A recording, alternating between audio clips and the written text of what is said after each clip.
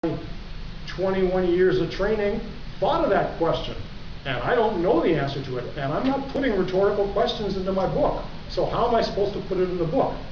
And the answer I got was, here is the answer. Put it in the book. To even understand the answer, which I did, Excuse me. surely, you had to be familiar with three other concepts. One, that the being that rules this plane of the soul, and is known to Eastern religions by the name Sat Nam, you had to be aware that there was such a being. Secondly, you had to be aware that there were unmanifested and unmanifested souls in the first place. And thirdly, you had to be aware that each soul, in the moment of the beginning, was assigned its own name. So, I right now go by the name Harry because my parents tagged it on this body I'm wearing, but my name as a soul was always the same, no matter which body I happened to be occupying at the time. And very few people even hear of such a thing, let alone what theirs is. I happen to have 3 teachers who knew what theirs was, and in some very odd circumstances over the years, I found out what mine was. Now, with those 3 concepts, ruler, 2 kinds of souls, and each soul has its own name, then the answer I was given became perfectly clear. The Sat Nam, ruler of the plane of the soul, chooses an unmanifested one that it wants to graduate into the journey and become manifested. And the way that it accomplishes it is it calls that soul directly by its name, the one that it was given in the first moment by the no thing, and that the Sat Nam recognizes, because it can read it right off that soul. The Sat Nam audibly voices that soul's name within earshot of that soul for the first time since the beginning creation of the no thing.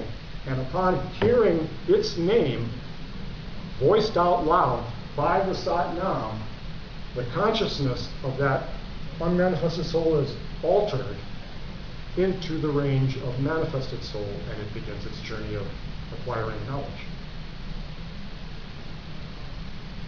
Is that real information that I was given? I asked that question also.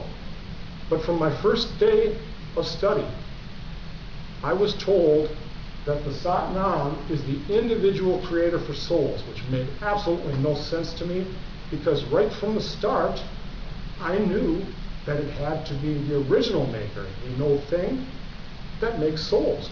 So I could not reconcile how it could be Sat Nam and the other at the same time. When I was told to put that question in the book, and the answer that goes with it, my 30-year mystery of how the Sat Nam could be the individual creator suddenly was perfectly clear. Sat Nam is referred to as the individual creator for souls because it's the Sat Nam that transitions the unmanifested to the manifested. So, pardon me? Crowded. Say again? Crowded. Crowded? Crowded. The no thing, the Sat Nam. Well, what a person determines to be reality, another question in the book, is decided by the individual. There are various models that we create to explain reality, depending on what teaching you're subscribing. And this is my personal choice of a model.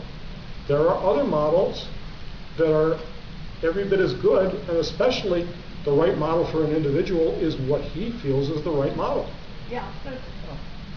So reality, in other words, is what you say it is. But I found in asking the real questions and gaining their answers that I was coming into knowledge I never had previously.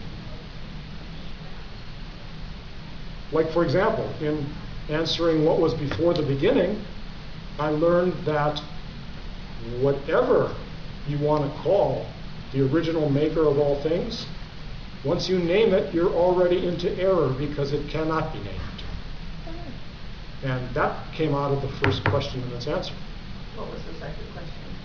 Second question is, if you cannot name the creator and have a noun available for sentence structure creation, then what can you actually say about it?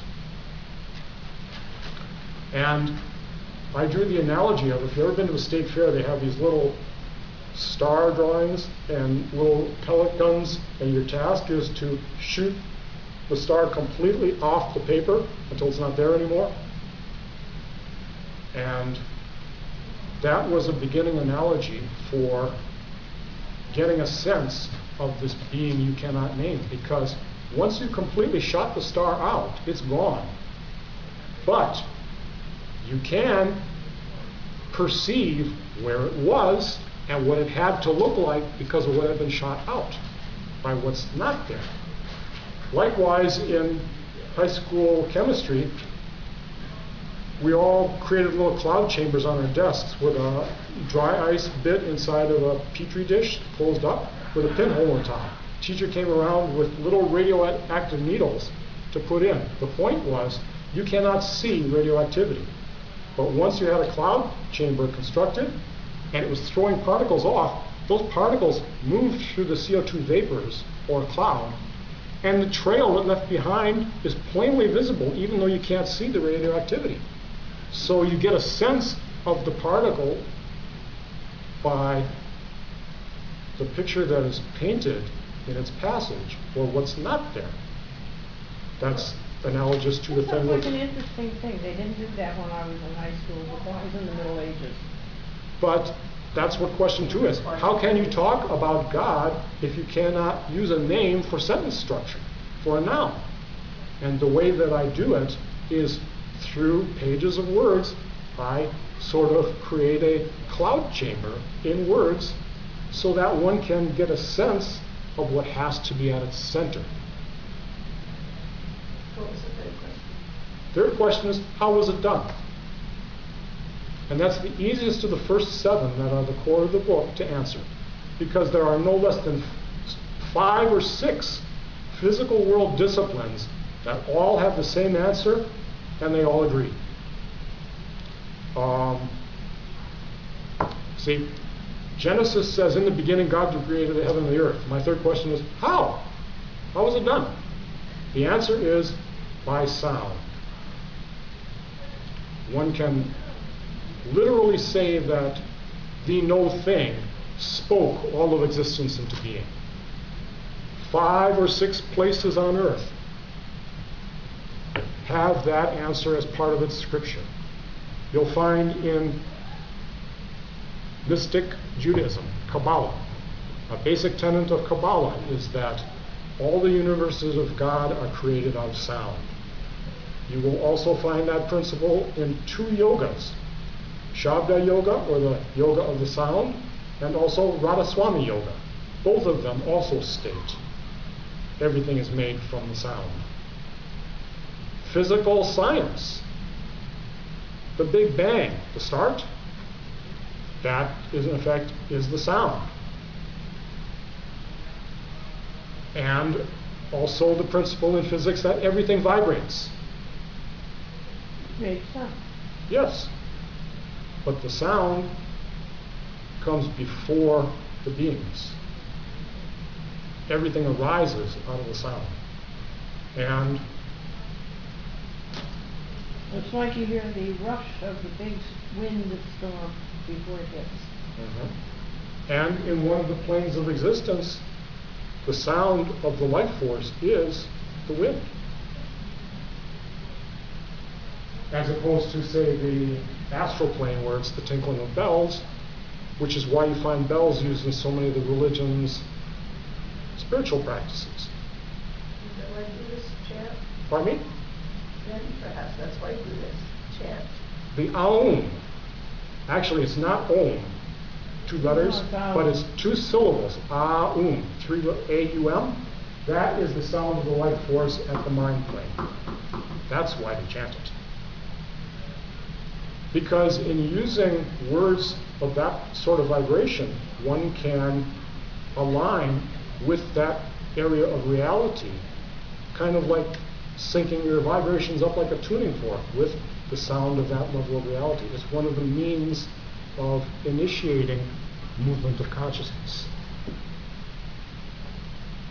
There's always been a question in my mind, well, not always, whether it's Aum or Uma. Well, it doesn't matter ultimately, because if you wrap around, That's it, it's a wraparound.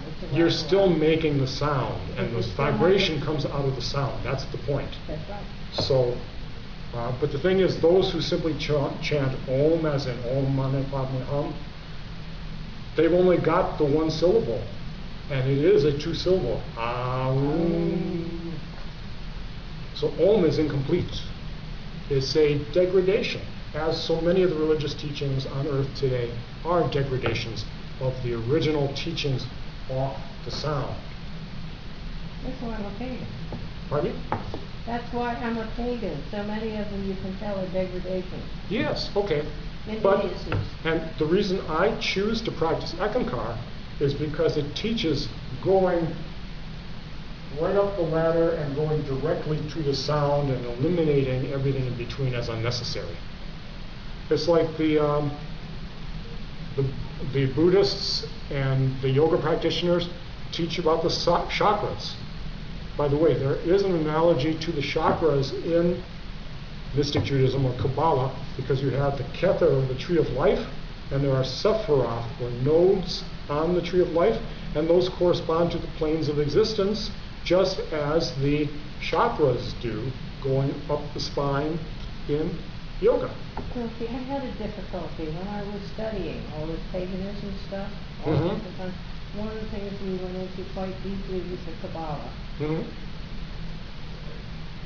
I thought it was a total waste of everybody's time. It's a medieval They get- mystic. They get caught up in sidetracks, Oh yeah. like Gematria and... They're not enough. But the pure basic teachings, like the Kether, the Tree of Life, and the Sephiroths at various planes, that's the real deal. But it's kind of disguised among all the other crap. Yeah, it's a lot. Yeah. But you find that in almost every religious teaching.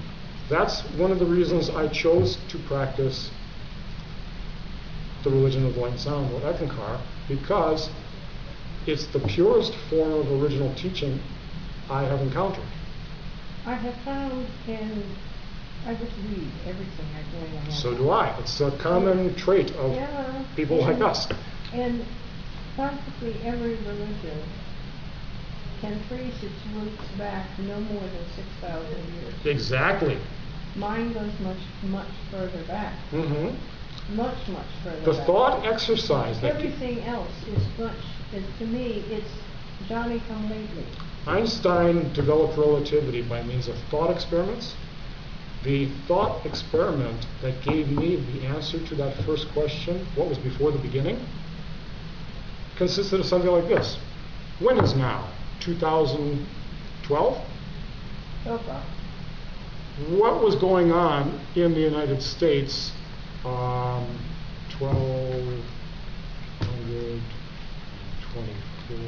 136 years ago? You're at 1776. What was going on then? The Revolutionary War and the rise of the United States of America.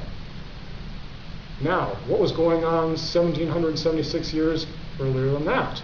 You had in the Middle East a man named Yeshua bar Joseph, later anglicized as Jesus,